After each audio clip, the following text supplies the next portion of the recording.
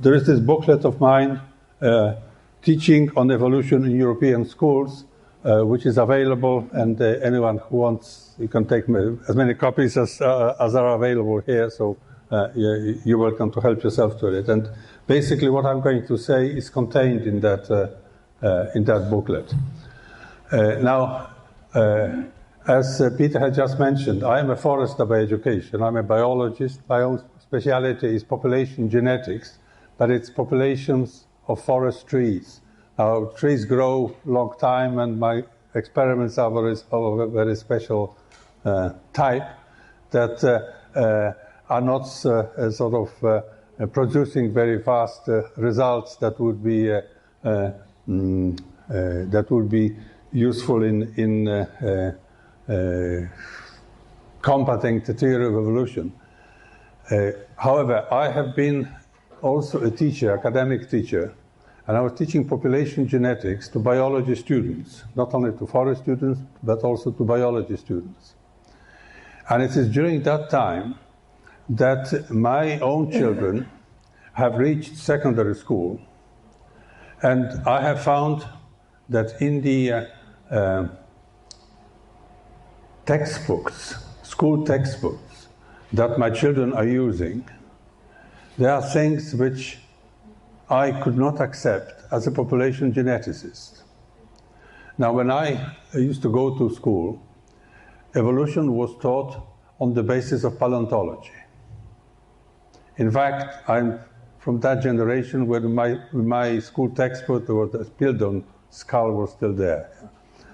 So it was a different time when I was studying at school, and I assumed that the paleontologists have it all settled, and we know everything about evolution from the paleontological research.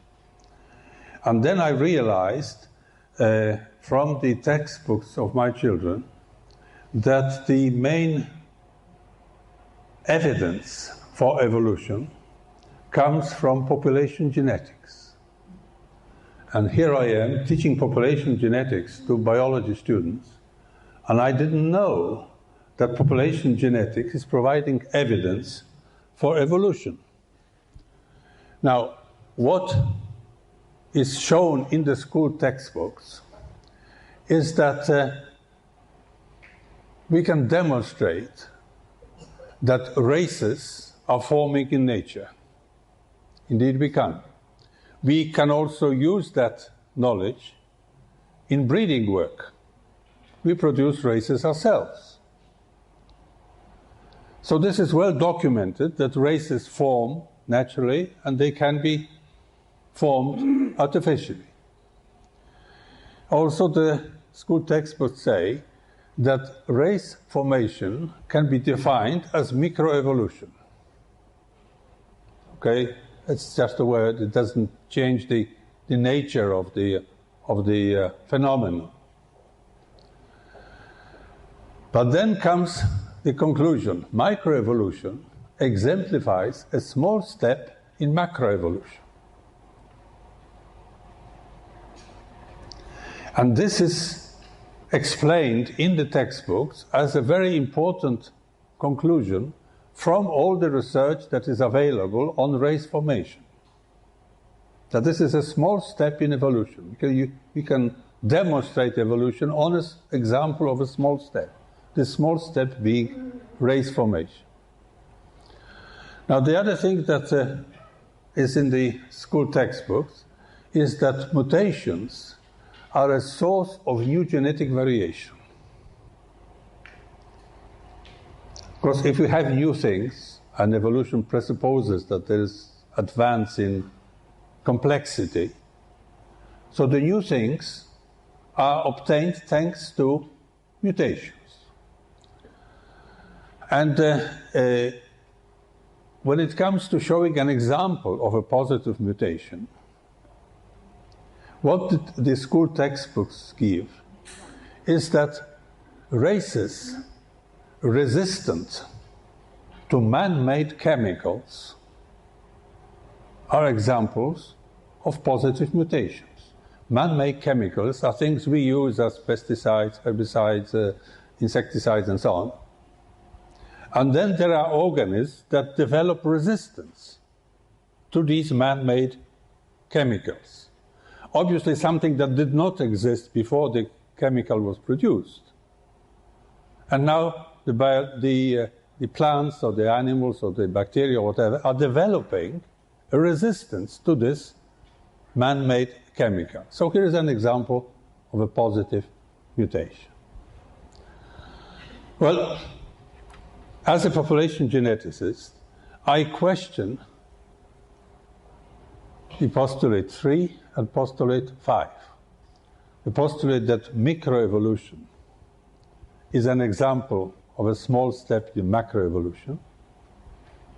And I question the claim that races resistant to man-made chemicals are examples of positive mutations. Now, I shall try to explain why I object to this way of presenting information about evolution in school textbooks. And I've checked. This is the same. It's not only in Poland that we have this in the school textbooks. It's in other countries also. It's the same arguments, the same examples. It's all over the place. Now, this indicates that the actual explanation of evolution that is given to children is based on these two postulates, which I find unacceptable. And I'll try and show in a small example, in a simple manner, why I object to these postulates.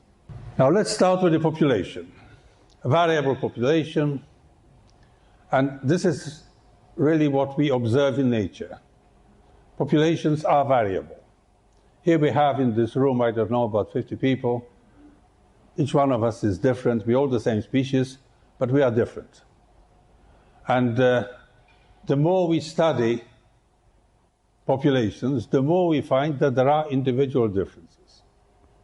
Okay, so this is something that exists. It's a fact. There is variation within populations.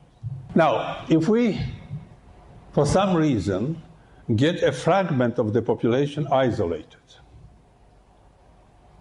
and here are shown two examples where fragments of that population have been taken out and placed in some other condition.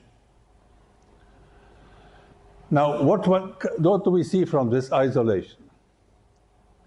The isolated fragment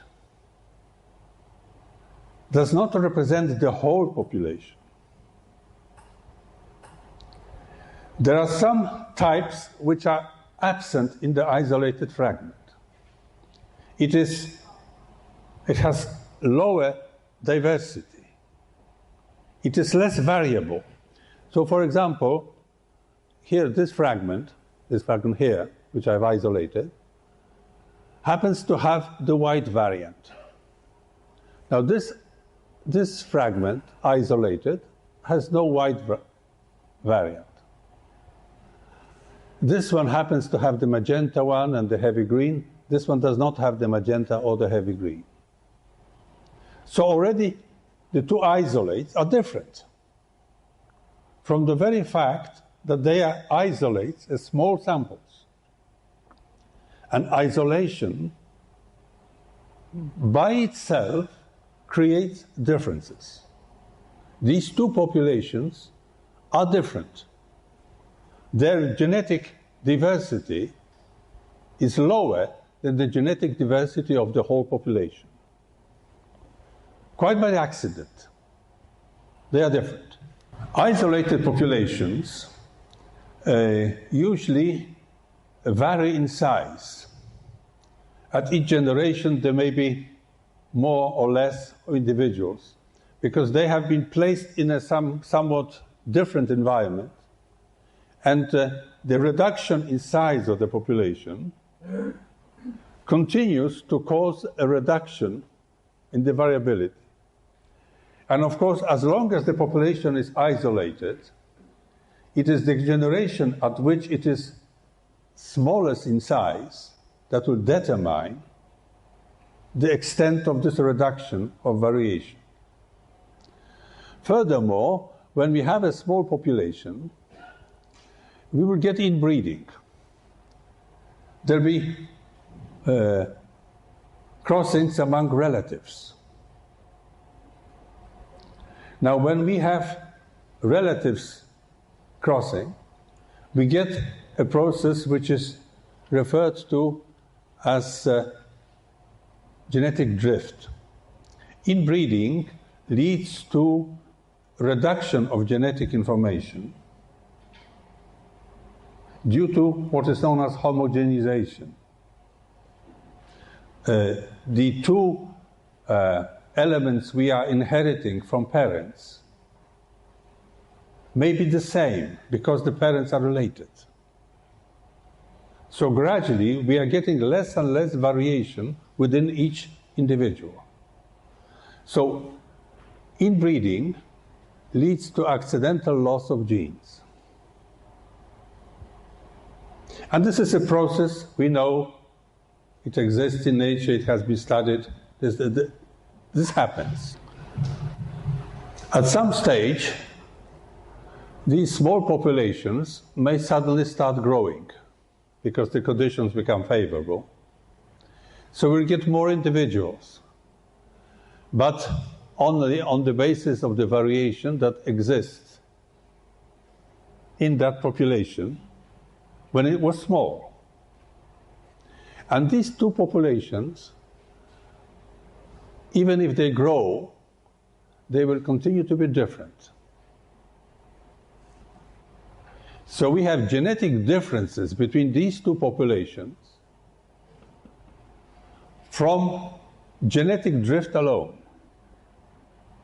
It's just a natural, accidental reduction of genetic variation that will lead to differences between races.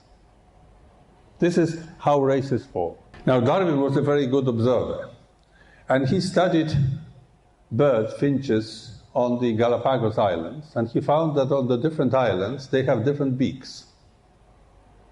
Now, obviously, at some stage in the past, the birds were separated into separate populations on these islands, and for some reasons they have developed different features. So these Galapagos finches, they have different beaks.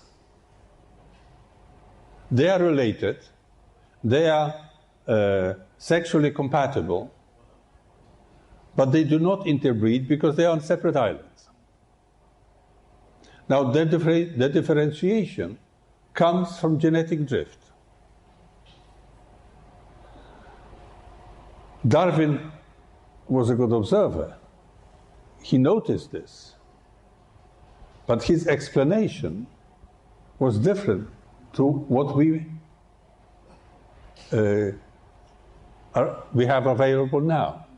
The explanation that we can use now shows that this could have these differences could have arisen from genetic drift.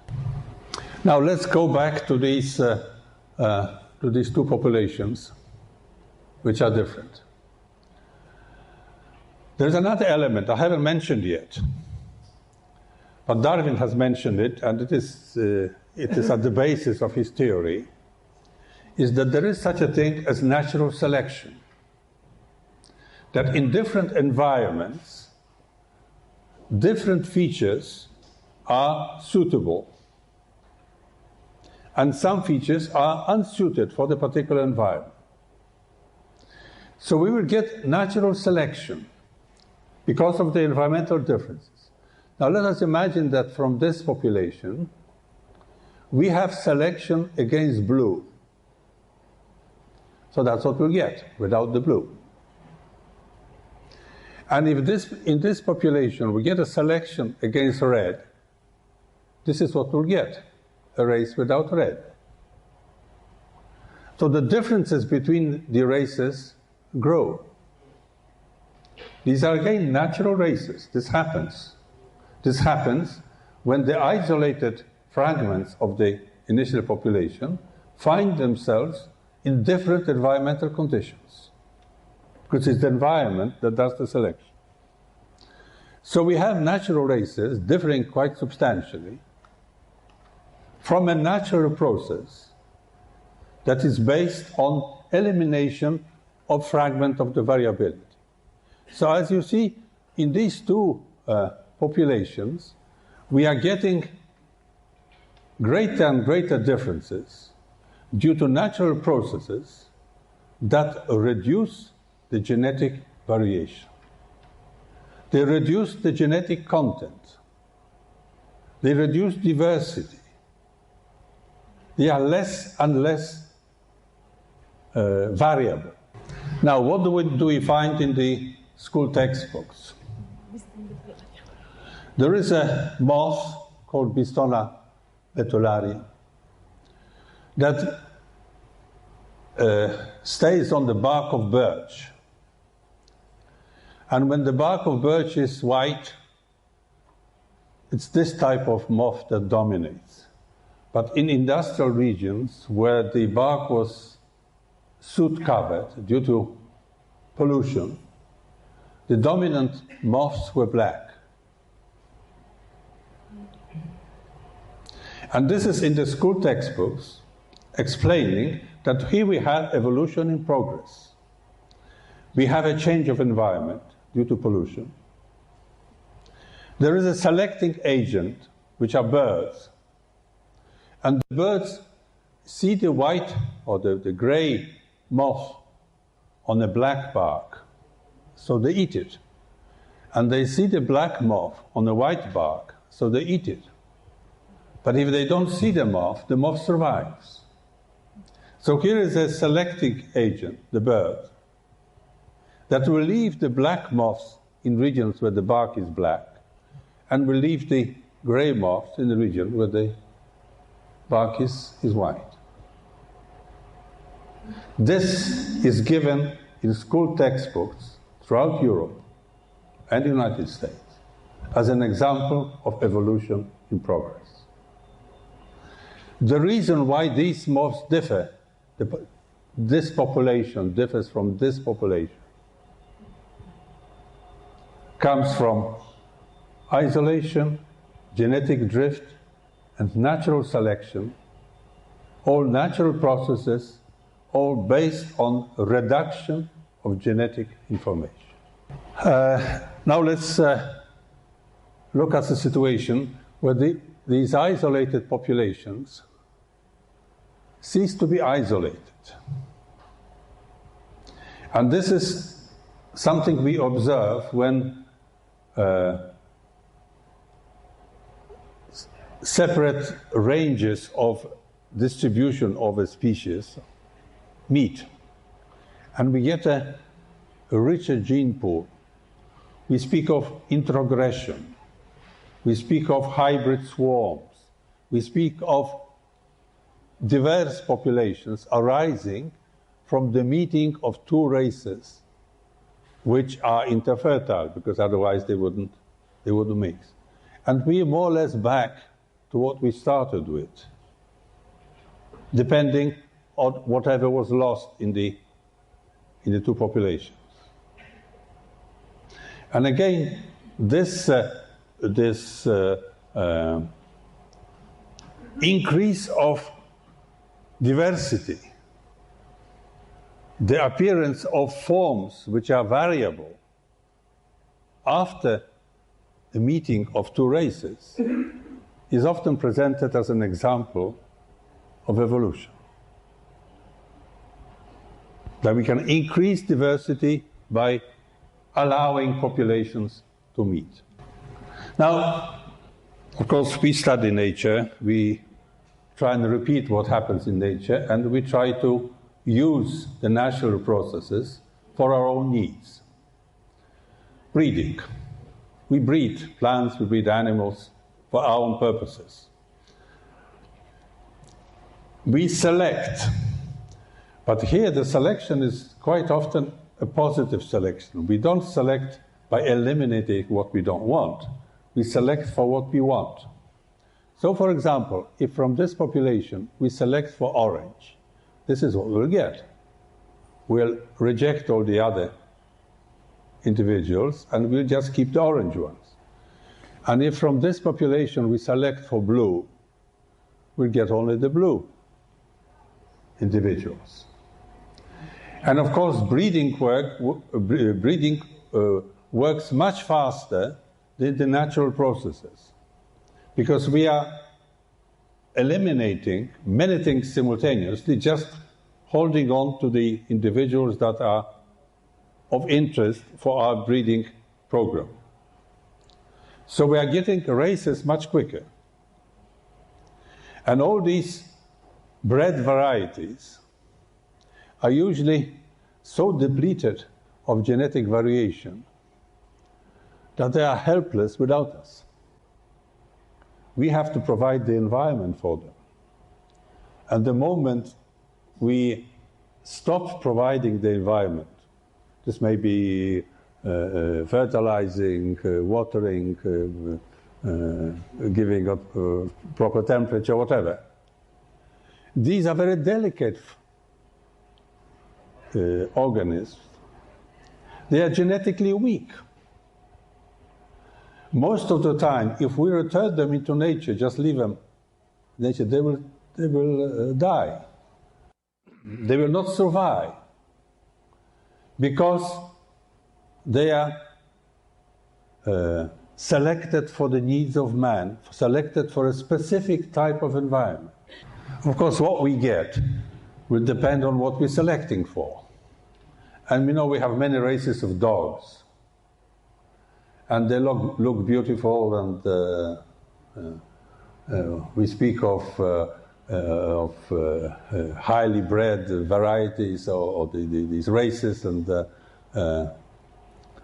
they often have a very high price and so on because of the specific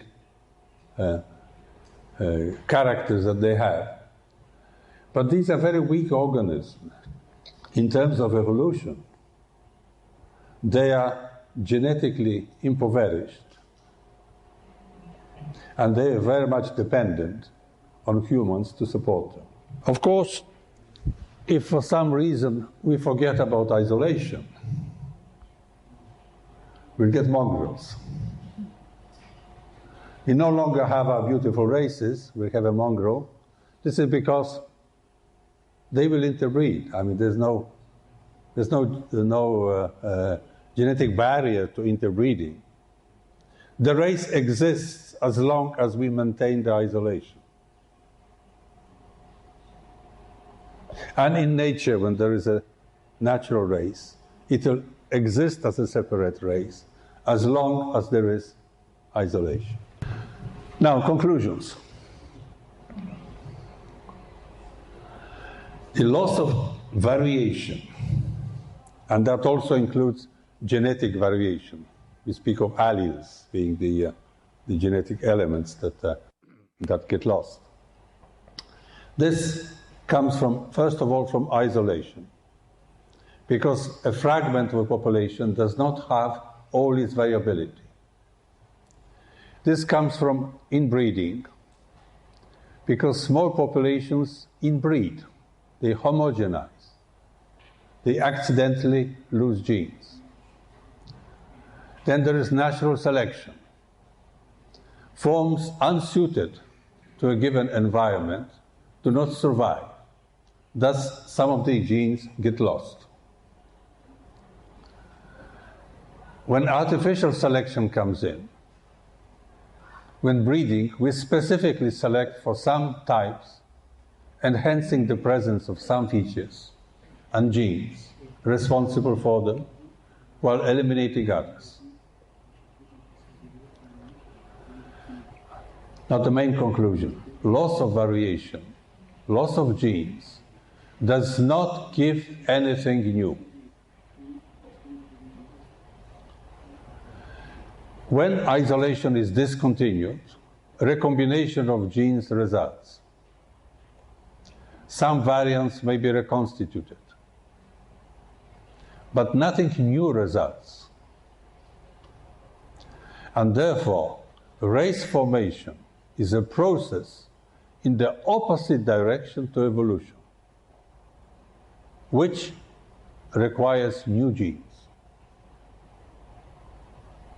So my first postulate is eliminate from all school textbooks the claim that microevolution is a small step in macroevolution, that formation of races is an example of evolutionary process. It is not. I've been hearing things like that the last couple of days. Examples are given of race formation, and this is advertised as evolution in action. Now, mutations. Let's go back to the original population. We know mutations exist. Many of them are neutral. When a mutation is neutral, it means that nothing has happened. Mutation took place, but it looks the same as it was before. So we don't see it, we don't notice it. It is a change that has had no effect. This usually amounts to the fact that the same protein is coded by a different triplet of nucleotides. That's for the biologists here who might know what I'm talking about. Anyway, in the genetic code, each protein has 3 nucleotides that identify it, but there are several triplets that identify the same protein. So if a change results that a different triplet identifies the same protein, we get the same proteins and nothing happens. We don't get any noticeable changes. When a mutation is injurious, this particular organism will disappear. We have negative mutations. We know they exist. And we know that nature will select against them because they're negative, because they are unable, the organism with such a mutation is unable to survive. So when we have such mutations that will eliminate something from the population, in fact, this doesn't affect the population as a whole. It can sustain losses like that. And most of the time, it doesn't have any influence on the population as such. Of course, it has an influence on the individual because the individual is injured and it may die or die sooner or whatever. Of course, we know that mutations are injurious. We fear mutations. We protect ourselves against mutations. We avoid X-rays, atomic experiments, asbestos, various mutagenic agents. We're not looking forward to mutations which will promote our evolution. We fear mutations because we know that they are injurious. They can hurt. So we do everything possible to eliminate mutations from our life. At one stage, there were big hopes that mutations could be used in breeding. Mutagenesis, this is called, the creation of mutants as a method in breeding. Some positive results were obtained, but positive in a sense of usefulness for us humans. For example, we got some dwarf plants, which could be used in rock gardens and so on, but in nature they will die. We have a variety of oranges that has no stones. The seeds are absent. But it's very nice to eat an orange and don't have to spit out the seeds. But nobody's going to convince me that this is a positive mutation from the point of view of the orange. It's not, it's a negative mutation. So there are a few results that have been useful or have been sort of justifying this type of research. But in spite of these so-called useful mutations, the mutagenic laboratories around the world are gradually closing, and I think most of those that I've ever visited are no longer functioning, because nothing really useful is coming out, and the cost does not justify the work involved. Mutagenesis as a method in breeding is no longer used, or it's only marginally continued here and there, but basically this is gone. In my field, in forestry research, I visited 3 laboratories that used cobalt bombs to create mutations in forest trees. All of these laboratories have closed this work. We haven't obtained any useful results for forestry. But I know in agriculture the same is true, that mutagenesis is gone. Now, what the text would say is that occasionally we have something new, something different. We have a positive mutation, something that would be selected for and not against. This is a postulate on which the whole of the modern theory of evolution is based, on the existence of positive mutations. Okay, if that is true, let's see some examples. And here we have difficulties because examples are absent. Now, a few explanations. What are mutations? They are accidental changes in the genes, in the DNA. They alter the existing order. Because nature is ordered. There's some logic in it.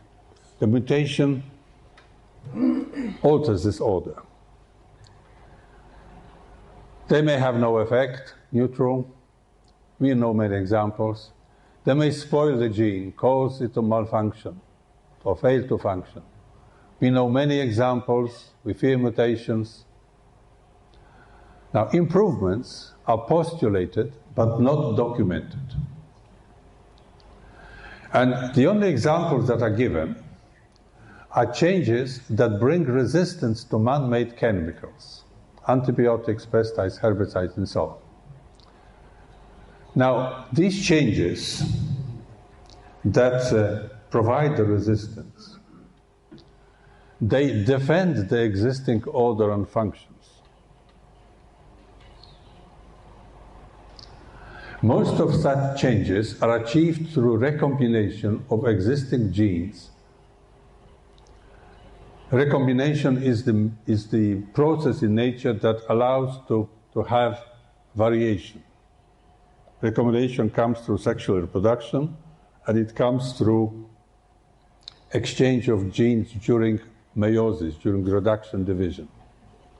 This is a natural process of mixing the genetic information that we have received from our parents, from the father and the mother, and each germ cell that is produced, whether it's an egg cell or a pollen grain or a sperm cell, whatever, it is a genetic identity of its own. It has some genetic information from the father, some information from the mother, and each is different from any other. Now, when these two germ cells meet and they form a zygote and a new organism, we have a new individual which is different from anything else. Unless there's cloning, division of the same organism, like in identical twins or in propagating by cutting a plant in two and getting two plants out of it. This of course, maintains the genetic identity. But basically, the whole biology is based on creation of diversity through sexual reproduction and through meiosis. So, this variation that is obtained through recombination may provide a variant which is resistant to one of these chemicals that have been introduced. Also, there is such a thing as immunological adaptation. This is actually a natural method, a natural defense method that organisms have to deal with alien bodies. Usually it's against bacteria or fungi or some parasite that attacks and is being dealt with by producing antibodies to deactivate it. So when we are given inoculations to defend us against smallpox or whatever, we are developing antibodies to fight possible invasion of some disease, some parasite. The immunological system is part of our biology. It is a defense method, defending the functionality of our organism. And there are very few examples of resistance achieved by mutations. Now, one such example, which is advertised quite a bit, is this is a plant called Amaranthus hybridus. It is a weed. And a herbicide was developed called atrazine. The purpose of this herbicide is to kill Amaranthus. It is a specific herbicide against a single weed. Now, the atrazine was developed to attach itself to one of the proteins. The protein is called QB, and it is coded by gene PSPA. Now, the atrazine QB complex, when it forms in the plant, prevents photosynthesis, so the plant dies. So atrazine is a herbicide that kills only this species, or related species, but anyway, it is a weed-specific herbicide. There is a mutation that changes a sector of the DNA which defines a segment of the protein QB, by changing one amino acid, serine. Serine is coded by the triplet AGT, adenosine, guanine, tyrosine. And when this triplet mutated, with the A mutating to G, we get a GGT triplet, which codes glycine. And in the protein in question, instead of serine, we have glycine, a different amino acid. The protein is still functional, but it has lost its attachability to atrazine. So the protein functions, and the plant survives in an environment where atrazine is used. So we have a mutation here, this mutation, A to G. This is in a specific position, in a specific gene. We know all the details, and we know that this provides resistance. And this is proclaimed as an example of a positive mutation of evolution in action. There is a need of a change in a specific environment. This change was produced by mutations, and the plant survives. Now, the evolutionists conclude mutation of one nucleotide from A to G gave resistance to atrazine. This resistance is considered a new function. This example advertised as evolution in action. Now my conclusion, critical conclusion. The change defends the functionality of protein QB. It defends its role in photosynthesis. No new function produced. This is a defense reaction. The change is at best a neutral mutation. It maintains the function. The protein with the glycine instead of serine in one location is still functional. Actually, in an atrazine-free environment, there is selection against this variant. So for some reasons, the original one is better and nature prefers it. But as long as atrazine is there, this variant dominates and it defends the wheat. The protein variant with glycine, that is in the DNA with the GGT triplet, is less adapted because it is selected against in a natural atrazine-free environment. So the mutation is slightly negative, or we can call it neutral. Now, as I see it, evolution requires introduction of new functions and organs. Neither race formation nor mutations produce new functions or organs.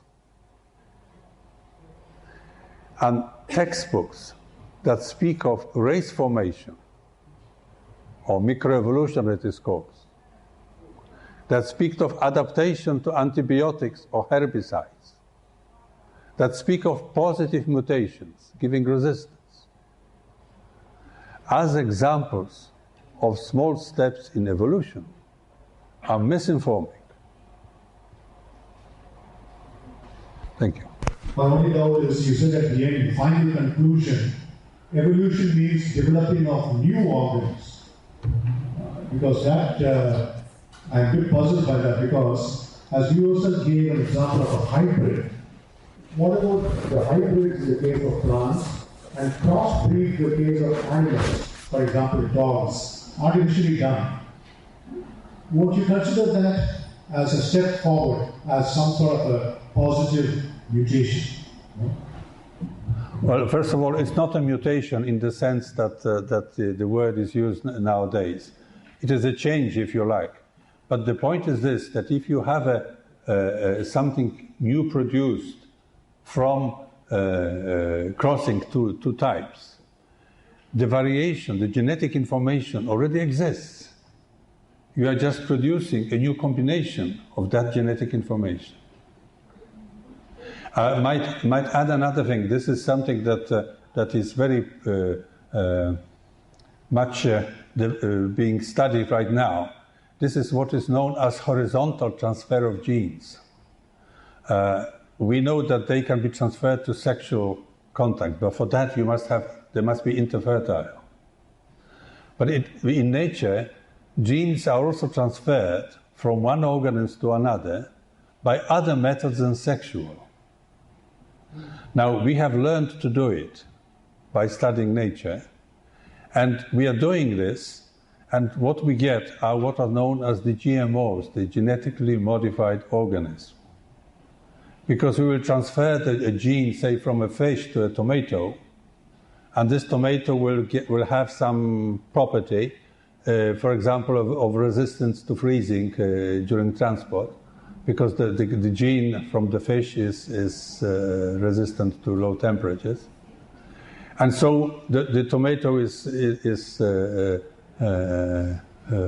on the market, and it has been long time in transport in the freezer, and it doesn't wilt or whatever that would normally do if it were held in a cooler without that particular gene.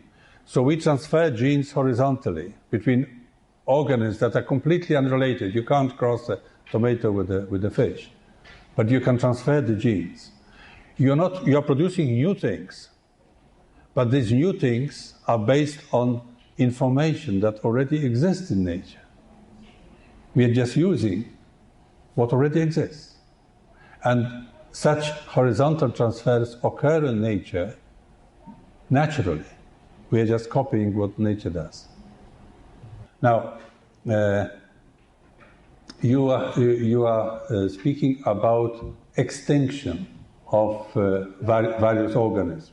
Yes, indeed, we observe extinctions. we are worried that the genetic diversity of the world is declining. We try to protect genetic diversity. We try to protect animals that are close to extinction. And of course, there were extinctions in the past. We see it in the paleontological record. There were organisms which lived on this earth but lived no more. Some we remember because people have seen them, like the dodo. There are some animals or plants or birds that have existed but no longer exist because for some reason they have disappeared. Now, what has changed is the proportion of animals of different types. We know that in the past there may have been a different proportion. There may have been some animals which no longer exist that were quite important, that they played a significant role, and now they don't exist. So in their place, other plants or animals have filled in the niche, the ecological niche that was occupied by those forms which are already extinct. But that is no argument for evolution, because we're not getting anything new. Thank you for your presentation. You spoke about the effects of isolation and genetic drift on populations. Have we witnessed situations in which two isolated populations, when brought back together, were not able to interbreed because of the level of distinction that had developed over time, so that they were no longer able to interbreed when reunited? Quite often it happens that we assign species rank to populations which we consider as not interfertile. It is possible that they have originated from the same population originally. In my field, forestry, there is such a thing as European larch and Japanese larch, and they are considered as two different species. Now, Japanese larch was introduced into Europe, and it is interfertile with the European larch, and we get hybrids. And in fact, quite often people are worried, well, this is affecting the cleanliness of our nature and so on. We should prevent this foreign species from changing our... Quite likely, the larches have separated at some glacial period before and so on, and they have moved so far apart that we distinguish them from descriptive methodology in systematic. We have described them as separate species, but perhaps this is not justified. Perhaps this is the same species. Now, to answer your question more specifically, this is known in breeding of animals. Now, you can imagine that there are races of dogs which are so different in size that they would not interbreed. But if you do in vitro fertilization, you'll find that they are interfertile.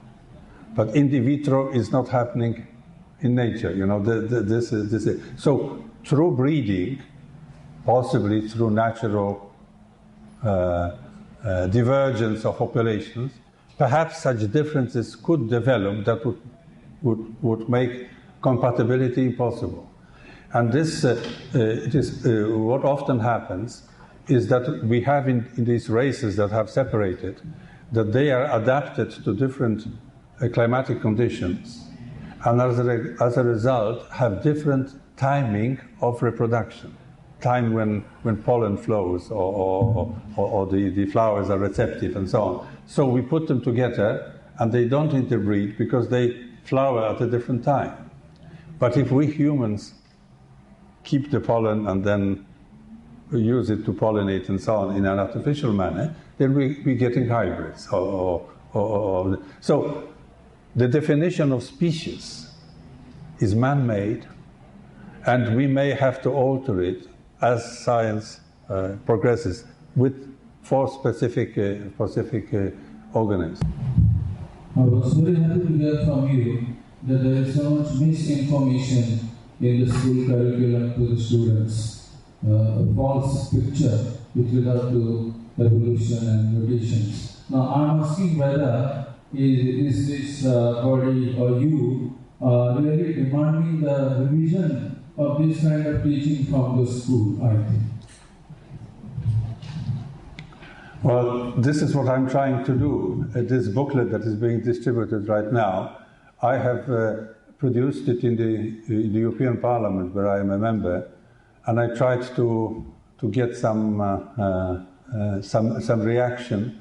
Of course, the reaction was negative, and I'm very severely criticized for being so unacquainted with the modern science that I'm presenting things like that. But the interesting thing is that nobody is picking up a polemic with me. I'm being attacked for being a religious fundamentalist, which I'm not, because there was a time when I accepted evolution, being a Catholic all the time. I mean, I can quite accept the suggestion that God was creating through evolution. But as a scientist, I see that evolution has no scientific basis. So it is not my faith that is the problem, it's the faith of the evolutionists, who are insisting on evolution in spite of the fact that they don't have any evidence for it. To close the discussion, could I ask you to give us your opinion about gene therapy that you are using in medicine at the moment? What is the limitation of the process in your mind? Well, of course, I'm not a medical man. I know that gene transfers are being used quite a lot in the production of pharmaceuticals. So, for example, insulin today is produced by some, I don't know, bacteria or fungus or something. This is a trade secret. It is a patented thing. But this organism, this microorganism, has been enriched by a human gene for the production of insulin. A good human gene, not devoid of any mutation, spoiled by any mutation, but a functional gene. And this stupid bacteria of fungus is producing insulin that it doesn't want. And we just collect it and use it for the injections that doctors prescribe. Now, currently, there are attempts at planting a gene with the correct genetic information to a patient who has a defective genetic information, and this patient with the gene from another person, but without the defect, sitting on a virus that is neutral but will multiply in the organism and will provide the possibility of producing whatever the patient was unable to produce himself. That's gene therapy. Now, as any new technique in medicine, this has to be tested where there are no side effects, some negative, some problems with which might be collateral to the actual intent. So these are new things, and I don't know whether they have reached any stage of beyond clinical tests. I'm not a medical man, I don't follow this sort of literature, but there are hopes associated with this type of research. It's true that it's a hope, but it's some limitation because we observe at the moment some malformation or defect after gene therapy. That means it's probably a difficult joke. Well, before it can be used on a mass scale, it has to be tested that it has no negative effects. Okay, thank you.